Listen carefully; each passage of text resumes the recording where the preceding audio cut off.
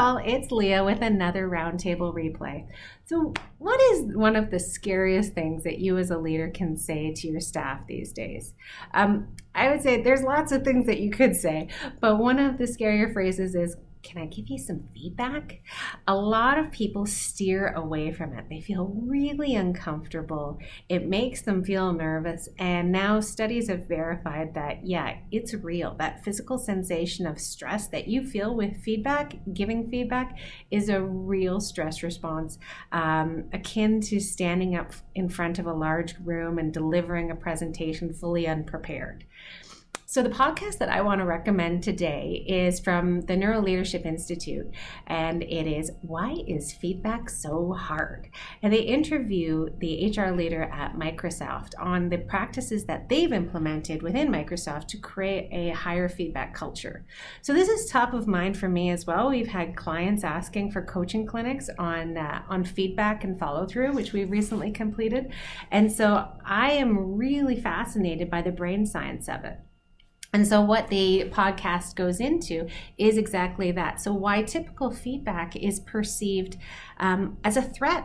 You know, it can really affect our feeling of status of, am I still credible? Do they still respect me? It can affect an individual's feeling of certainty, like, they ask, can I give you some feedback? I don't know where this is going.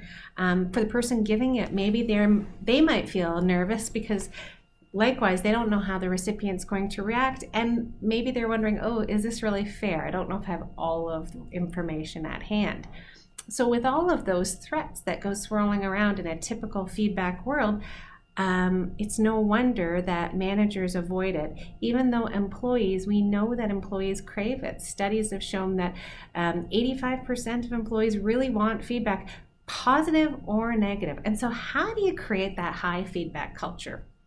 Well, so what they have done at Microsoft and what we're kind of encouraging more is shifting the dynamic. So instead of always placing that onus on the manager of, you got to give your employees feedback. It's really important to give feedback. Feedback is super important for the growth of your employees.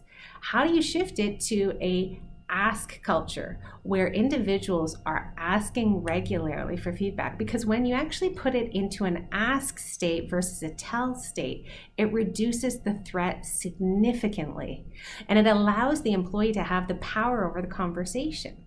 So the trick with what they do at Microsoft is small burst feedback. It's not saved until your mid-year or your year-end performance review. It's happening all the time. It's a high feedback culture, and it's modeled by the leaders as well. And it can start as easily as starting with feedback of, do you think this room is too hot, or this room is too cold, or what do you think? How do you think that went with the presentation? Are there any things that you think I could do to improve on it?